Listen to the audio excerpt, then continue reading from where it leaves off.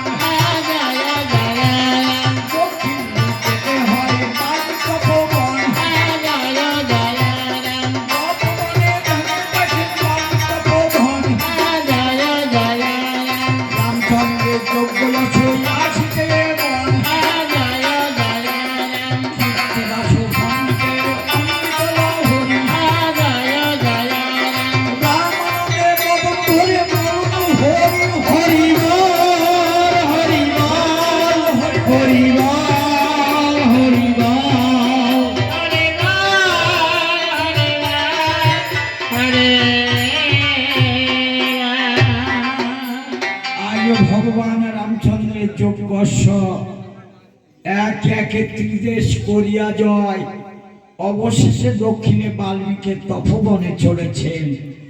এদিকে মহামুনি ধ্যানে সবকিছু জানতে পারলেন, তাই মনে মনে চিন্তা করলেন যে আমি আমার সাধনার বলে পঞ্চম মাস গর্ভবতী সীতা মাকে আমার এই তপবনে নিয়ে এসেছি।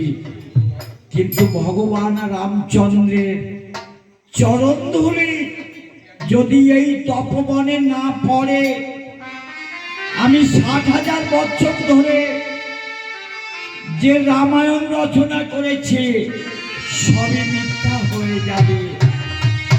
তাই ধীরে ধীরে সীতা মায়ের কাছে গিয়ে বললেন, মাগো মাগো, আমি তোমার কাছে এসেছি কিছু ভিক্ষার লাগি,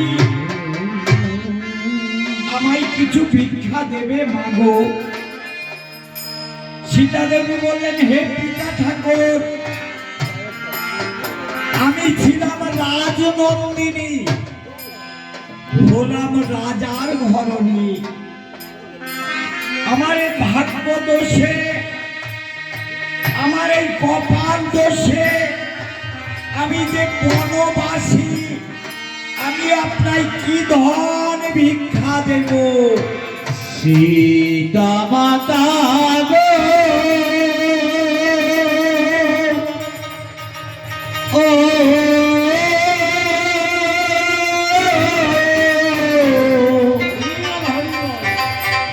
এই না ভিক্ষা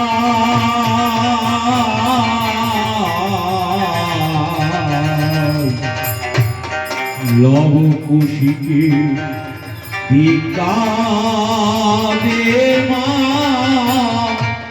বনে লয়ে যায়। লব কুশিকে ভিক্ষা